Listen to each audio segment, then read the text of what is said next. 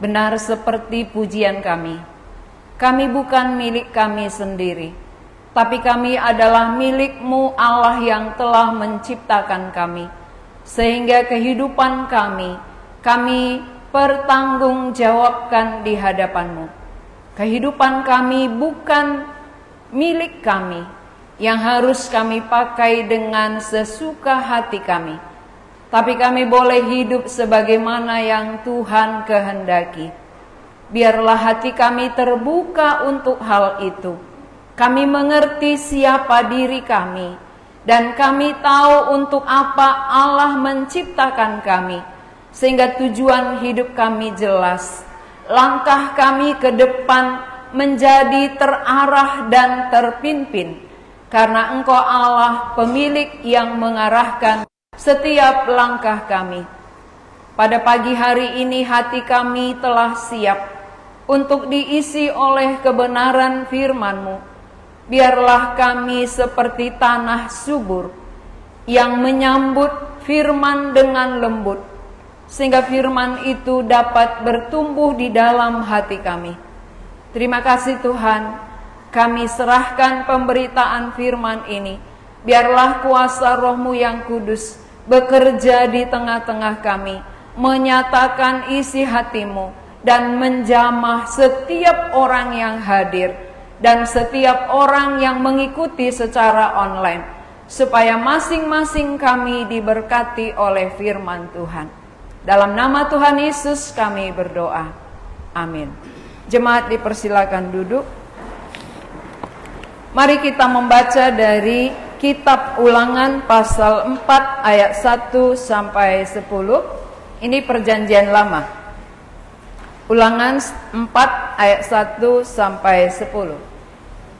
Kejadian, Keluaran, Imamat, Bilangan, Ulangan. Jadi kelima dari Kejadian ya, supaya nggak susah. Kejadian, Keluaran, Imamat, Bilangan, Ulangan. Kitab yang kelima dari perjanjian lama.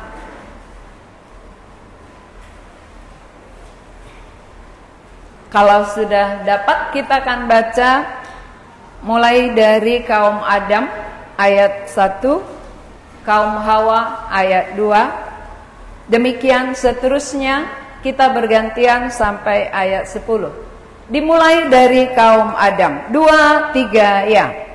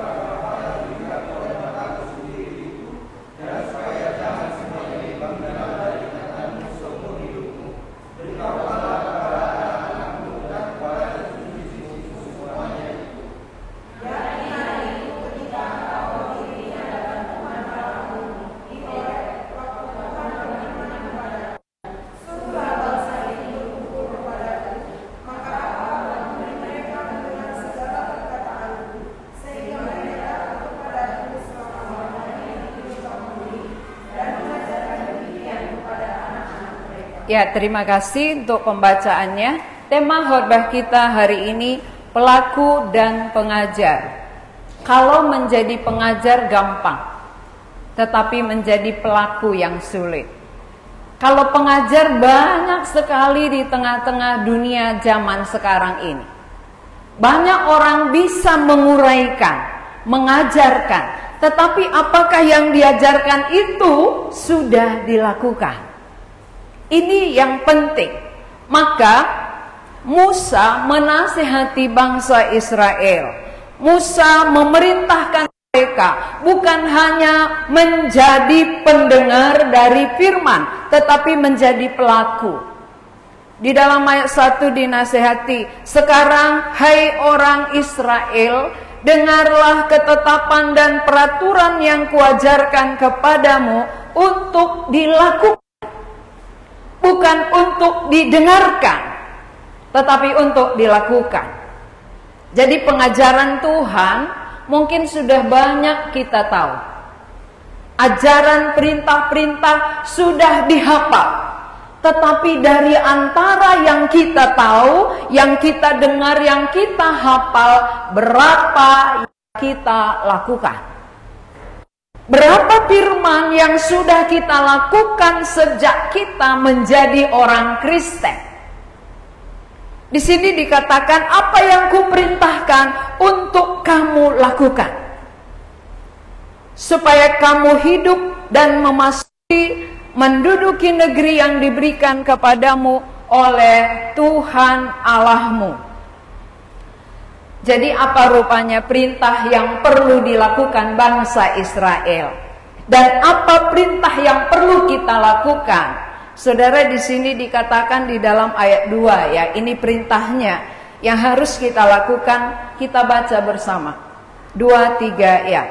Janganlah kamu menambahi apa yang kuperintahkan kepadamu, dan janganlah kamu menguranginya. Dengan demikian kamu berpegang pada perintah Tuhan Allahmu yang kusampaikan kepadamu. Saudara-saudara, sering sekali di tengah-tengah kehidupan kekristenan kita senang mengurangi firman, atau kita senang menambahin. Pada perintah Tuhan katakan jangan ditambah, jangan dikurang. Biasanya kita tambahi itu yang sesuai dengan selera kita. Sesuai dengan selera kita, kita akan tambahi ya. Mari kita perhatikan apa yang sesuai dengan selera manusia. Biasanya yang sesuai dengan selera misalnya begini. Orang kalau punya masalah, kalau punya sakit penyakit yang tak sembuh-sembuh, punya pergumulan, perginya adalah ke dukun. Perginya minta pertolongan itu ke dukun. Lalu dia kutip ayat Alkitab.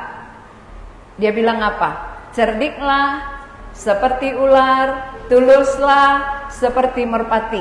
Dia pakai untuk berdukun, kan katanya cerdik. Cerdik ya, kalau sakit nggak apa-apa kan kalau ke dukun, toh itu menyembuhkan.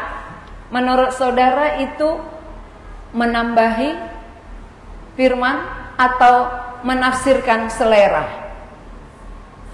Menafsirkan firman sesuai dengan selera atau menambahi firman? Yang mana itu? Ya, perintah Allah dari Allah kepada manusia untuk dilakukan bukan disesuaikan dengan keinginan atau selera kita.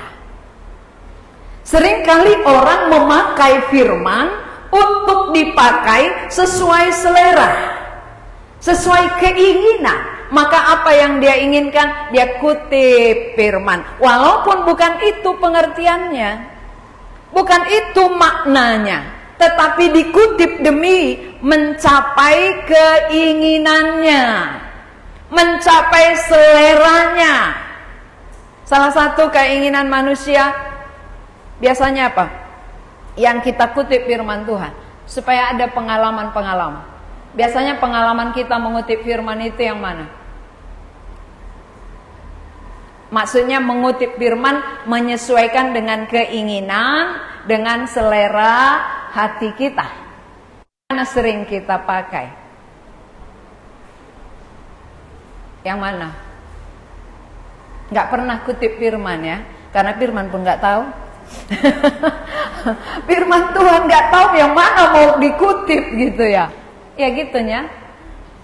Nggak tahu firman Tuhan, atau nggak pernah mengutip firman Tuhan untuk melakukan sesuatu, tapi semua dari buah pikiran sendiri, buah pikiran, keinginan, selera, tanpa kutip firman, gitu ya. Itukah bengong? Ya, ini buktinya jarang baca firman. Orang yang jarang baca firman, yang mana ku kutip? Aku aja nggak pernah baca. Ada banyak orang jujur, kalau di rumah jarang ku baca Alkitab selain di gereja. Sama ya? Iya. Mengampuni. Contohnya bagaimana mengampuni?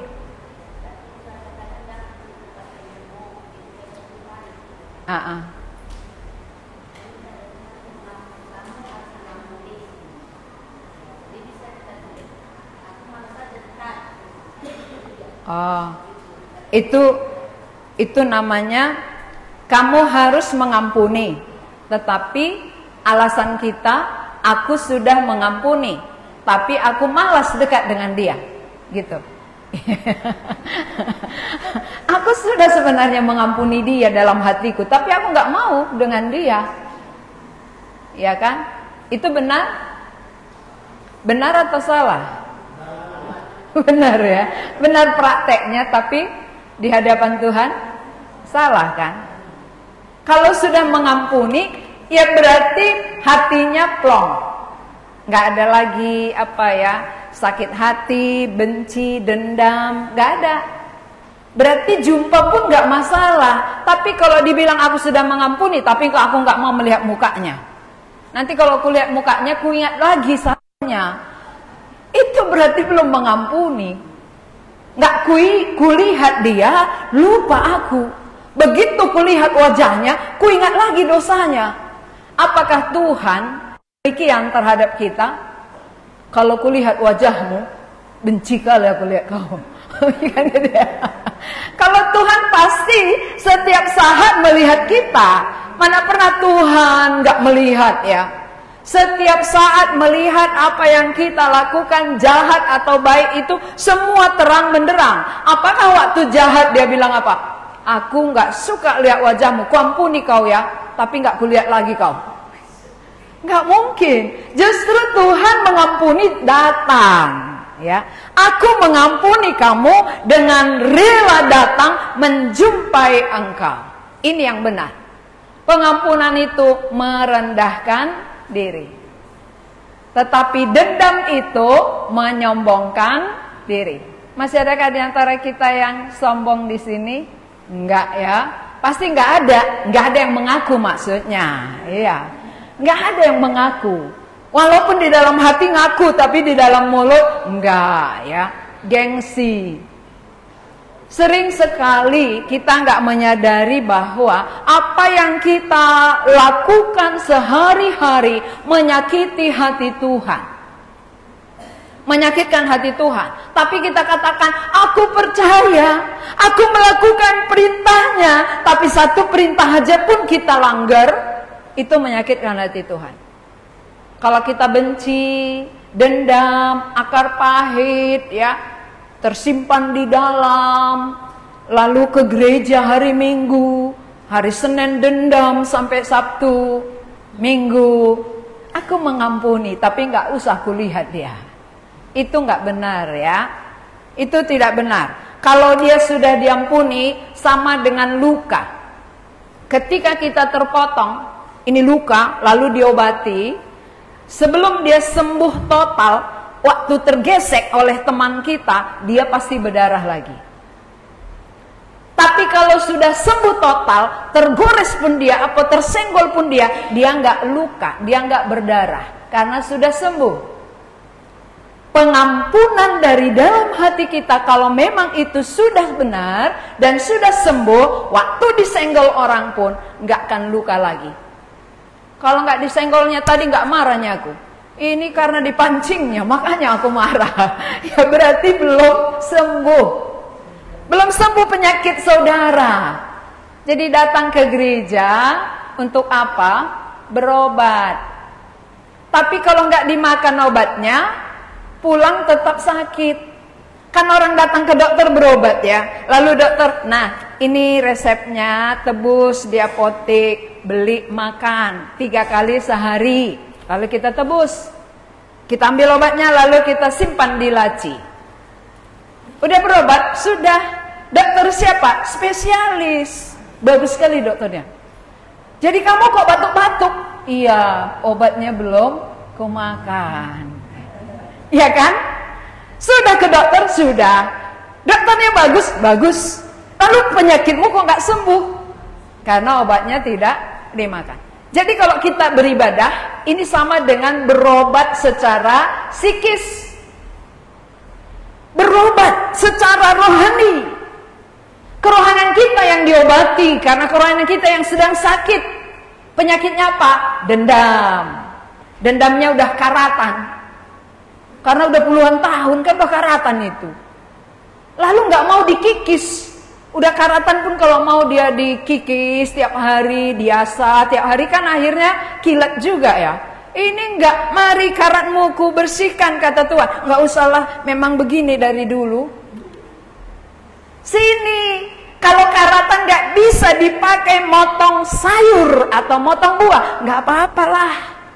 Memang begini hidupku dari dulu, dari doloe udah begini ya. Dari zaman dulu. Tulusan zaman dulu doloe gitu. Jadi dari zaman dulu aku sudah begini, aku mau begini terus. Akhirnya tak ada gunanya kehidupan kita.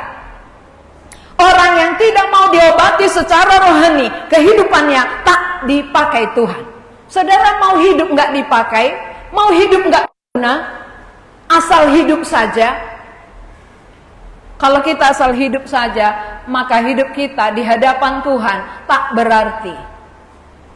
Ketika hidup seseorang mau diasah, mau dibersihkan, mau diobati, dia sembuh, dia bisa berguna bagi Tuhan dan bagi orang lain. Nah, jadi perintah pertama yang Musa sampaikan kepada orang Israel adalah jangan tambahi, jangan kurangi. Jangan sesuaikan selera kita. Banyak orang dia nggak mau, dia takut ke neraka. Iya, dia takut ke neraka. Jadi yang menulis firman tentang ke neraka dia kurangi. Dia kurangi, dia lewati itu. Tapi yang hanya firman yang membawa ke surga itu saja yang dia yakini. Yang mengatakan upah dosa adalah maut, dia tidak mau baca, dia tidak mau buka. Itu sama halnya dengan orang sakit yang tidak mau periksa. Udah parah penyakitnya, ayo periksa biar tahu apa penyakit. Gak usah, nanti kalau tahu aku takut. Ya ada di antara sini ya, ada. Nanti kalau ketahuan penyakitku parah, aku makin takut. Gak usah periksa. Nah, kalau nggak periksa lalu penyakitnya itu sembuh atau mematikan. Mana mungkin penyakit yang sudah ada tidak diperiksa akan sembuh. Tapi lewat periksa dokter akan kasih obat. Demikianlah kerohanian kita di hadapan Allah. Sering orang bilang, malas gereja malas beribadah, malas baca firman. Kenapa? Nanti aku tahu dosaku. Lebih baik aku nggak usah tahu. Nanti kalau aku tahu toh juga aku nggak bisa lepas. Ngapain? Kalau saudara nggak tahu dosanya tapi dosanya sudah numpuk, apakah upah dosanya nggak maut? Coba pikirkan. Kalau kita tidak belajar firman Tuhan, kita nggak mau buka hati, selidiki hati melalui firman, apakah dosa yang sudah ada tidak mematikan kita? Dosa itu mematikan. Selidiki atau tidak. tahu atau tidak, upah dosa harus jadi. Upah dosa adalah maut. Ya, ini ilustrasinya begini. Ada orang dari kampung, dia ke Medan, lalu dia bawa sepeda motor, lampu merah dia terobos, prit, tangkap polisi. Bapak, mengapa melanggar peraturan lalu lintas? Pak, aku dari desa, aku tidak tahu aturan. Apakah polisi bilang, oh silakan bebas, karena kamu tidak tahu aturan, silakan bebas, atau tetap dihukum? Tetap dihukum. Demikian hadapan Allah. Tahu tidak tahu kita dosa kita tetap akan dihukum. Jadi lebih baik diselidiki, jangan disimpan. Jangan mau dibodohi setan. Setan tipu, saudara. Lebih baik kamu gak usah sering ke gereja. Lebih baik kamu gak usah sering dengar firman, supaya kamu tidak tahu keburukanmu, kejahatanmu, dosamu. Tahu tidak tahu, upah harus terjadi. Walaupun saudara tidak tahu dosa apa saja yang saudara perbuat, tetapi satu dosa saja upahnya maut. Jadi kita harus mengerti apa yang Tuhan katakan di sini. Semua jadi. Semua jadi. Jadi nggak boleh kita pilah-pilah. Oh, ini yang cocok untukku, ku ambil. Ini nggak ku buang. Maka ada orang dikoyak-koyaknya Alkitab yang nggak cocok dengan dia, yang nggak sesuai dengan seleranya dikoyak, yang sesuai seleranya jadi dibaca. Itu berarti mengurangi. Tidak boleh mengurangi, tidak boleh menambahi. Berarti firman Tuhan ini adalah sempurna adanya. Apa yang sudah tertulis di dalam Alkitab sempurna, karena Allah yang mengaruniakan, Allah yang mengilhamkan kepada para nabi dan para rasulnya. Berarti kalau Allah yang mengaruniakan, tidak ada yang salah. Firman ini tidak ada yang salah. Semua firman adalah kebenaran. Maka wajib kita ketahui dan wajib kita lakukan. Firman untuk dilakukan, bukan untuk diketahui saja, ya, tapi untuk dilakukan. Itu yang pertama. Baru yang kedua, kita lihat yang kedua ya, gambar yang kedua. Allah menghukum penyembah berhala, tetapi memelihara bangsa Israel yang berpaut pada Tuhan. Inilah gambaran penyembah berhala, inilah gambaran bangsa Israel. Akibat itu ada. Jadi perintah apa yang dilakukan oleh bangsa Israel? Bangsa Israel berpaut pada Tuhan. Baal Peor itu adalah berhala-berhala. Maka orang yang menyembah berhala akan dihukum oleh Tuhan. Dan pada waktu itu mata bangsa Israel melihat hal itu. Di depan mata mereka melihat bahwa orang yang menyembah berhala seperti inilah kehidupannya, kering. Saudara yang termasuk penyembah berhala, coba selidiki, kering enggak kehidupan saudara? Mulai dari opung nenek moyang kita itu turun-temurun, lihat kering tidak? Pasti penyembah berhala ada akibat-akibat yang diterima. Kalau bukan dia mati muda, sakit jiwa, sakit tubuh jasmaninya, ya banyak sekali akibatnya. Itu namanya kering. Tidak ada semangat kehidupan, tidak ada tujuan yang jelas. Itu penyembah berhala. Tapi orang yang bersandar kepada Tuhan, tidak membuat Allah lain, hanya ini Allah yang benar, hatiku berpaut kepadanya, akan dipelihara Tuhan. Itu janji Tuhan. Jadi bangsa Israel ini akhirnya dinasihati oleh Musa. Kamu sudah diperintahkan Tuhan, jangan ada Allah lain di hadapanku kecuali aku.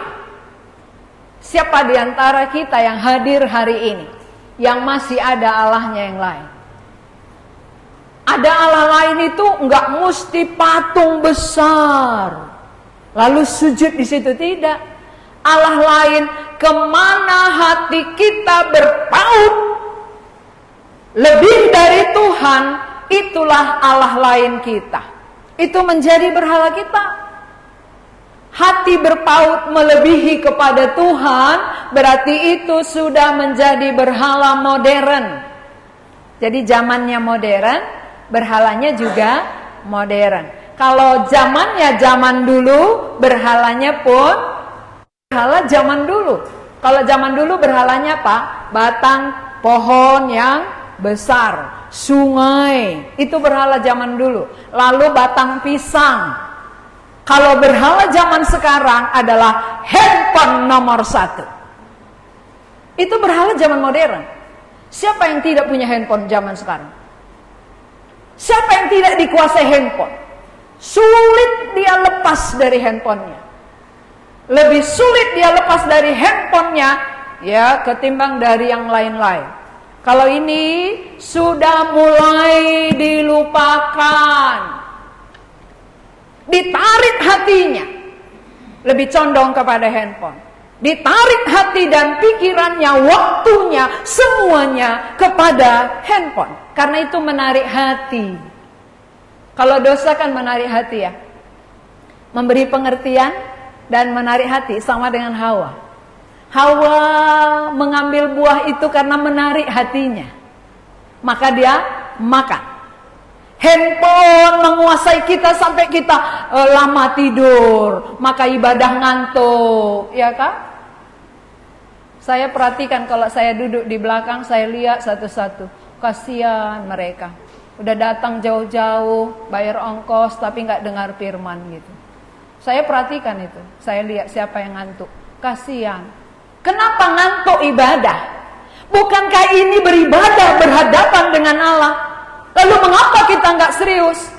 Karena sudah ditarik oleh handphone kita. Larut malam baru tidur, atau pagi baru tidur. Jadi jam 2 tidur, bangun pagi, berapa jam dia tidur? Akhirnya menguaplah di gereja. Hayam. Amin, gitu ya. Jadi belum pun selesai khotbah dia duluan amin. Amin. Jadi kurang cepat rasanya pulang. Itu artinya apa? Ingat, apa berhalaku? Apa mengikat hatiku? Apa yang menguasai diriku? Kita yang tahu. Masing-masing kita tahu apa yang mengikat kita, apa yang menarik hati kita, keinginan kita, sehingga kita jauh dari Allah. Mengapa ini nggak tertarik lagi bagi kaum muda? Mengapa ini bukan lagi menjadi makanan utama? Ini lezat loh bagi orang yang tahu. Bagi orang yang menikmatinya ini lezat. Lebih manis dari madu. Saudara kalau minum madu manis sekali ya. Ini lebih manis. Tapi jangan makan kertasnya. Isinya loh. Isinya itu kalau kita ngerti lalu kita lakukan manis. Akibatnya juga manis. Kenapa bosan? Kenapa jenuh? Kenapa nggak tertarik? Karena sudah ada yang lain menarik kita. Kalau orang yang udah ada pacarnya yang lain kan nggak tertarik lagi daripada suaminya atau istrinya kan? Kenapa kau berubah? Nggak apa-apa. Kok nggak sayang lagi kau sama aku? Nggak apa-apa.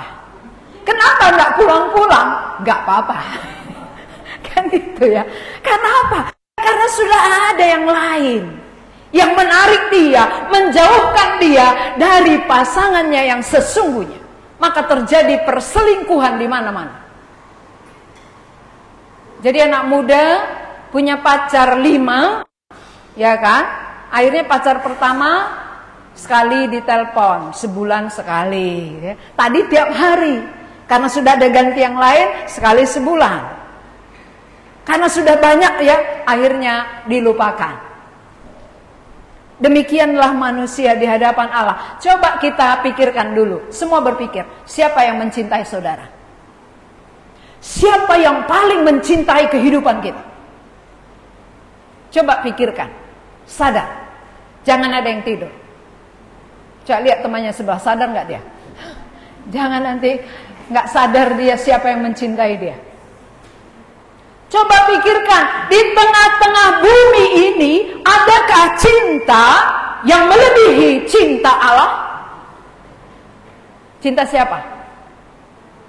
Saya menjamin semua cinta manusia palsu.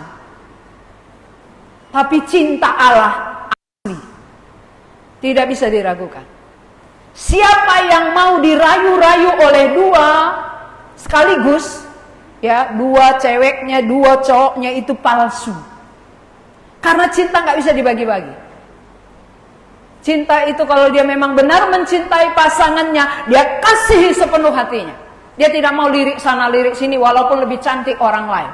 Tapi bagi dia istrinya lebih cantik daripada malaikat. Ya. Kenapa? Karena itu pasangannya yang diberikan oleh Tuhan. Satu kali seumur hidup. Walaupun suami orang lebih ganteng, tapi suaminya rasanya yang terganteng di dunia ini. Ya, kalau seperti pandangan kita nggak akan ada perceraian, perselingkuhan, ya. Pasti sekali seumur hidup. Coba suami-suami pandang istri saudara, masih cantik kah? Atau sudah berubah? Karena ada yang lain kita lirik gitu ya. Yang sana bermakeup tebal, yang sana berparfum-parfum. Istriku bau apa? Parfum juga. Tapi bau parfumnya beda. Aromanya adalah apa aroma parfum kita? Bau pipis, ya, pipis anaknya kurang bersih. Makanya banyak laki-laki kenapa sering keluar meninggalkan istrinya? Karena istrinya bau pipis, parfumnya beda merek. Ya.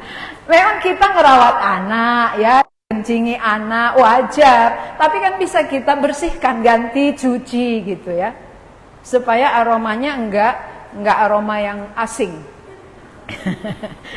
Kan semua hidup mau aroma yang harum gitu ya, bukan aroma yang parfum baru yang nggak ada dijual di mana-mana. Oke, jadi saudara-saudara, kita harus mengerti bahwa ada satu pribadi yang sangat mengasihi kita, lebih dari dia mengasihi dirinya. Itulah Kristus. Dia rela terjun ke bumi. Dia rela mengalami banyak penderitaan. Dia rela disalibkan demi keselamatan kita. Demi pengampunan dosa kita. Pandanglah dia kekasih kita. Pandanglah dia nomor satu bagi kita. Tidak ada yang lain. Sehingga ada pun godaan, rayuan dari luar, kita langsung bisa katakan, no. Kenapa? Ada kekasihku. Ada cintaku yang sangat mencintai aku. Lebih daripada kamu. Kan gitu ya. Lebih dari siapapun. Benar kaum bapak, cinta Yesus lebih dari cinta istri? Atau cinta istri melebihi cinta Yesus? Mana? Kaum bapak dulu, kaum bapak. Kalau kaum pria muda belum tahu dia. Karena belum pengalaman. Kaum bapak, apakah bapak-bapak merasakan cinta Yesus melebihi dari cinta istri? Melebihi? Semua suami lah menjawab. Hanya Pak Harepa yang menjawab. Coba semua menjawab. Apakah cinta Kristus melebihi daripada cinta istri? Iya gitu. Iya atau tidak, itu aja. Oh, berarti setuju ya. Mereka lebih mencintai Tuhan Yesus daripada kalian. Setuju? Setuju ibu-ibu? Dia lebih mencintai Tuhan katanya. Oh, setuju sekali. Banyak istri setuju kalau suaminya lebih mengasihi Tuhan daripada istrinya. Kenapa? Karena orang yang mengasihi Tuhan otomatis mengasihi istri, ya. Nggak mungkin dia katakan, aku mengasihi Tuhan, tapi aku menampar engkau. Itu ajaran mana, ya kan? Aku lebih mengasihi Tuhan, jadi saya abaikan kamu ya, kan nggak apa-apa. Itu bukan. Justru orang yang mengasihi Tuhan lebih, pasti dia juga mencintai istri dan anak-anaknya. Itu akan tergambar. Mengapa suami berani kena tangan ke istri? Gak pernah konseling itu. Siapa yang pernah kena tangannya ke istrinya, berarti orang waktu berumah tangga gak konseling. Ya, sehingga dia gak tahu aturan berumah tangga. Istri ini ciptaan Tuhan. Istri ini buatan tangan Tuhan, bukan milik suami. Dia milik Allah. Jadi kalau suami berani kena tangannya, bertanggung jawab kepada Allah. Ada yang pernah? Kalau bapak-bapak di sini nggak pernah kayaknya. Sini baik-baik semua. Saya lihat wajahnya wajah alim semua, ya. Semuanya orang baik-baik. Tapi orang baik masuk neraka kalau nggak ada Kristus, ya. Ingat itu. Orang baik tanpa Kristus masuk neraka. Kehadiran Kristus itulah yang bisa membawa kita ke surga. Hai istri, apakah istri mau mengasihi Tuhan Yesus lebih daripada mengasihi suami? Siap? Satu yang siap. Ibu-ibu, maukah mengasihi Tuhan lebih daripada suami? Nggak ada suaranya, kan takut dia kan? Takut dia mengasihi Tuhan, bayangkan. Mengasihi Tuhan lebih daripada suami. Berarti kalau dilarang suami pun aku ke gereja, aku tidak akan mendengarkan suami, kan itu maksudnya.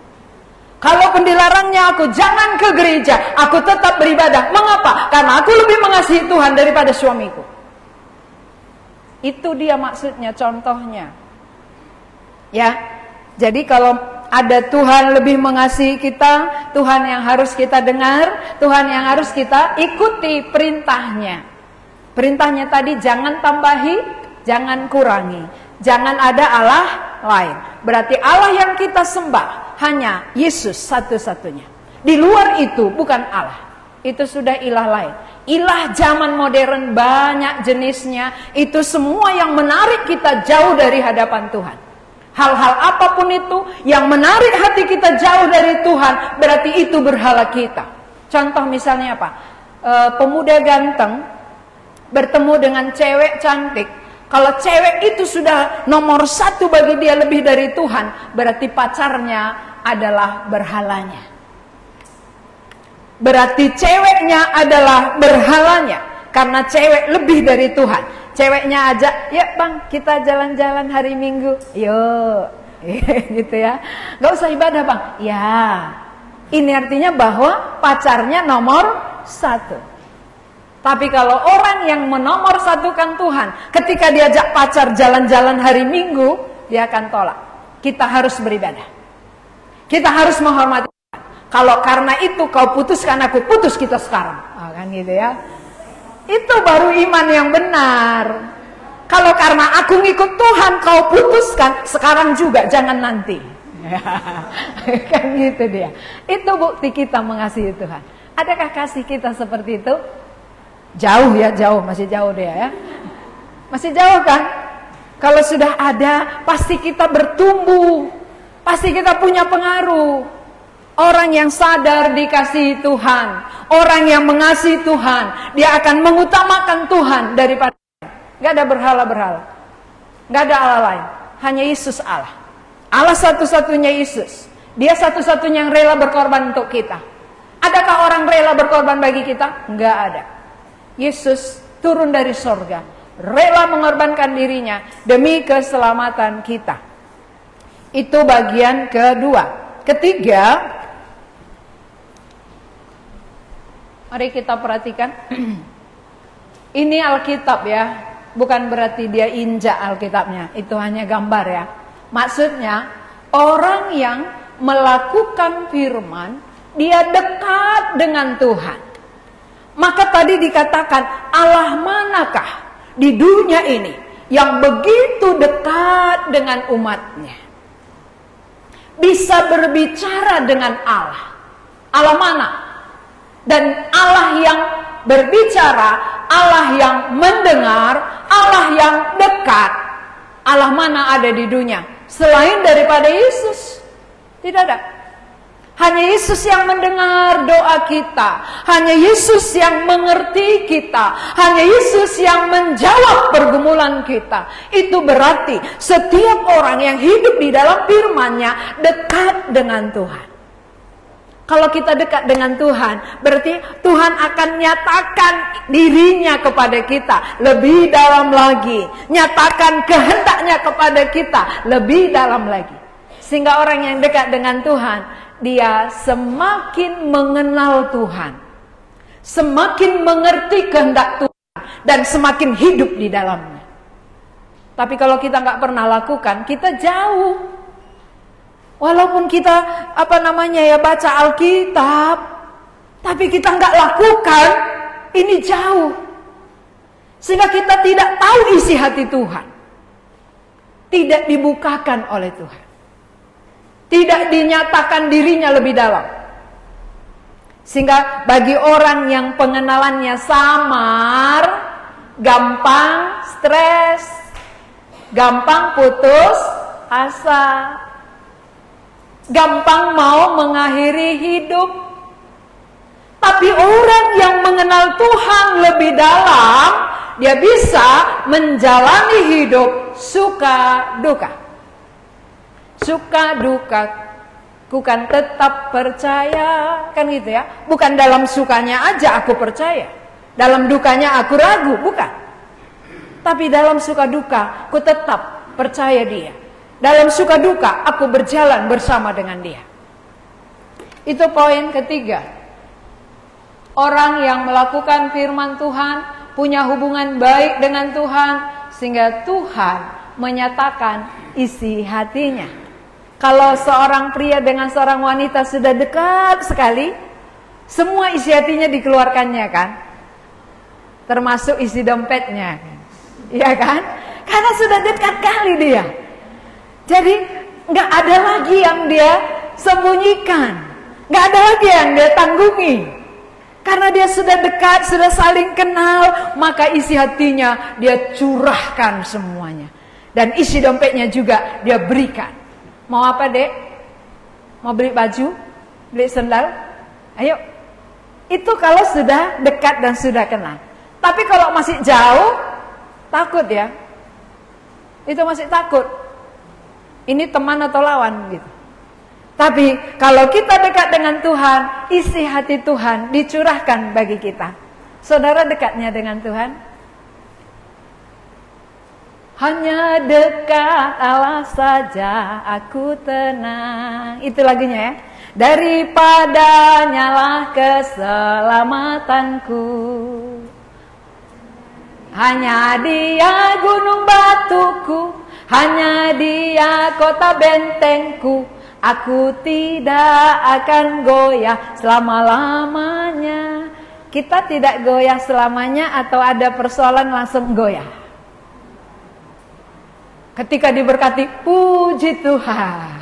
Terima kasih Tuhan, berkat-Mu melimpah. Ketika diizinkan masalah, kenapa Tuhan? Gitu ya. Ini goyah namanya. Tapi kalau orang yang dekat dengan Tuhan, dia tidak meragukan Tuhan dalam semua situasi, keadaan yang diizinkan Tuhan terjadi dalam hidupnya. Dia tidak ragu. Ada persoalan, ada kesulitan, apapun itu, Tuhan adalah Tuhan. Dia punya rencana yang indah atas hidupku. Dia tidak berubah.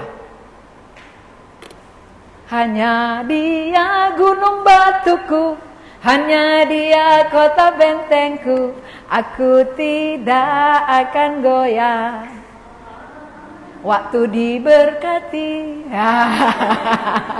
Itu baru pas dengan diri kita kan.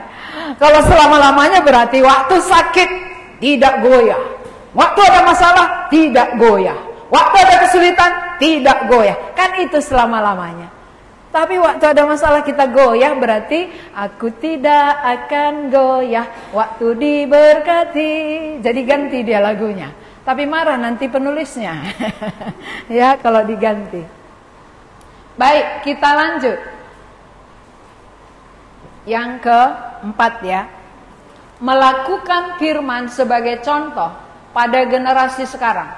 dan mengajarkannya kepada generasi yang akan datang segala perbuatan-perbuatan Tuhan agar mereka mengenal Allah dan taat kepadanya. Ini adalah opung doli, ya, bulang. Kalau karo bulang, kalau Batak opung doli, kalau Nias kakek, ya, Nias kakek. Ini adalah anaknya, anak opung ini ya, berarti mama anak ini. Jadi berapa generasi itu? Opung, anak, cucu. Generasi opung ini adalah anaknya. Maka opung ini, bulang ini mengajarkan.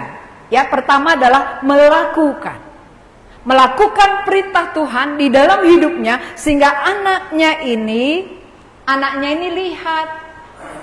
Dia melihat bapaknya, ada contoh bagaimana bapaknya mengasihi Tuhan. Bagaimana bapaknya tidak menyembah berhala, bagaimana bapaknya tidak menambah dan mengurangi firman.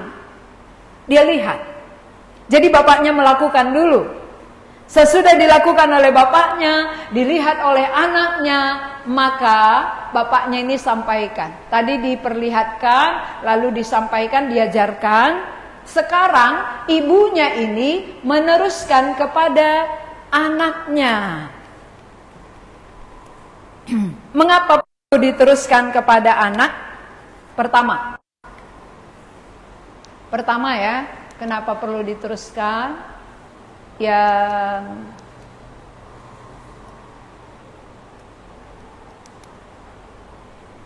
mungkin di situ nggak ditulis ya. Yang pertama adalah Allah membebaskan bangsa Israel dari perbudakan Mesir. Tentu cucunya ini kan belum tahu, belum mengalami, belum melihat. Karena itu terjadi kepada generasi pertama. Ya kan? Generasi pertama bangsa Israel yang keluar dari perbudakan Mesir, tentu cucunya nggak melihatnya. Generasi kedua yang bisa masuk. Generasi pertama mati di tengah jalan. Nah, kalau demikian, generasi pertama ini kalau tidak memperlihatkan dari teladan hidupnya ketika melakukan firman itu, bagaimana dia menyampaikan kepada anaknya? Tentu melalui dia tunjukkan ya, perlihatkan waktu dia tidak menyembah berhala, waktu dia tidak mengurangi atau menambah firman, hidup sebagaimana yang Tuhan katakan, anaknya melihat. Anaknya melihat itu, melihat contoh bagaimana melakukan. Kemudian generasi kedua bangsa Israel tentu kurang memahami. Ini generasi kedua, ini generasi pertama, kedua kurang memahami asal usul daripada perintah Tuhan. Yang tahu tentang perintah Tuhan diberikan kepada Musa kan generasi pertama ya. Tahu sejarahnya ya. Ya, supaya tahu sedikit lah, walaupun belum tahu ya. Yang belum tahu supaya tahu, yang sudah tahu memperdalam. Generasi pertama tahu dari mana asal-usul perintah Tuhan. Ketika bangsa itu berkumpul di Gunung Sinai, Musa naik ke atas, lalu Tuhan memberikan 2 loh batu berisi 10 perintah Tuhan. Jadi generasi kedua nggak tahu asal-usul dari mana ini gitu. Maka kalau dia tidak tahu, bapaknya ini harus mengajarkannya apa yang dia sudah lakukan. Selain dia lakukan menjadi teladan, dia juga ajarkan. Jadi kita sekarang adalah pelaku. Lakukan dulu perintah Tuhan, ajarkan kepada anak kita, supaya anak kita kelak mengajarkan kepada cucu kita. Karena mereka tidak tahu, ya, tidak tahu latar belakangnya, tidak jelas dari mana gitu ya. Maka firman Tuhan harus terus-menerus disampaikan generasi demi generasi. Yang ketiga, Musa tidak selamanya hidup. Musa itu akan mati. Maka Musa pun nggak sampai ke tanah Kanaan. Dia mati di tengah jalan. Semua generasi pertama mati di tengah jalan. Tidak ada yang sampai ke Kanaan selain daripada Joshua dan Kaleb. Maka Musa mempersiapkan penggantinya adalah Joshua. Jadi kalau saudara sudah beriman, siapa nanti pengganti saudara? Anak berarti ya. Siapa yang sudah beriman seperti kita? Yang mengerti perintah Tuhan untuk dilakukan, untuk mengasihi Tuhan. Siapa? Itu tugas kita. Tugas orang tua mengajarkan, memberi teladan melalui kehidupan. Kita mengasihi dia, sudah dilihatnya, ajarkan kepadanya. Supaya perintah Tuhan itu sampai dan anak kita beriman, akhirnya dia meneruskan lagi kepada cucu kita. Inilah generasi berikutnya. Jadi regenerasi akan orang yang takut akan Tuhan akan terpelihara di tengah bumi. Tapi kalau kita sebagai orang tua nggak taat, nggak mungkin kita teruskan kepada anak kita, dan nggak mungkin sampai kepada cucu kita lalu berakhirlah. Maukah saudara berakhir di tengah jalan? Maukah kita ambas di tengah perjalanan? Untuk apa hidup kalau iman tidak sampai? Buat apa hidup kalau tidak mengasihi Tuhan? Berarti orang hidup dalam kesia-siaan. Tanpa mentaati Tuhan, tanpa mengasihi Tuhan, berarti hidup untuk kesia-siaan. Hanya makan, minum, tidur. Makan, minum, tidur. Mati. Tapi orang yang meneruskan iman, maka generasi berikut akan memuliakan Tuhan. Akan ada generasi yang takut akan Tuhan, menghormati Tuhan, mengasihi Tuhan, dan mentaati Tuhan. Inilah pelaku dan pengajar. Saudara harus menjadi pelaku dulu. Perlihatkan dulu teladan kita bahwa apa yang Tuhan katakan, aku mau melakukannya, aku mau menghidupinya di dalam diriku supaya kuajarkan kepada anakku. Dan anakku juga mengajarkannya kelak kepada cucu-cucu kita. Itulah generasi berikut. Mari kita semua menjadi apa? Ya, bukan menjadi pendengar ya. Mari kita menjadi pelaku, mentaati firman, mengasihi Tuhan. Mari kita berdoa. Kami mengucap syukur kepadamu ya Tuhan, bagaimana Musa menasihati bangsa Israel, agar tidak menambah dan mengurangi firman-Mu, tidak menyesuaikan dengan keinginan dan selera mereka, tetapi firman yang berasal daripadamu, sepenuhnya adalah kebenaran yang mutlak harus kami terima. Kami bersyukur bahwa tidak ada Allah lain selain daripada Engkau. Tapi di zaman sekarang ini, begitu banyak berhala-berhala modern yang menguasai pikiran, yang menarik hati untuk jauh daripadamu, sehingga Alkitab jarang dibuka, tetapi handphone non-stop. Tuhan, melalui firman-Mu, Engkau menegur kami, Engkau menasihati kami, mengevaluasi kami, supaya ada pertobatan, supaya kami hidup di dalam firman-Mu, tidak menyembah berhala modern, apapun bentuknya. Tapi Engkaulah Allah kami satu-satunya, yang sudah membuktikan kasih-Mu bagi kami, sehingga kami pun wajar mengasihi Engkau lebih daripada apapun. Berkatilah firman ini supaya kami pakaikan di tengah-tengah kehidupan kami, agar ada anak cucu kami kelak mengasihi Tuhan dan mentaati Engkau. Terima kasih Tuhan. Dalam nama Yesus Kristus kami berdoa. Amin.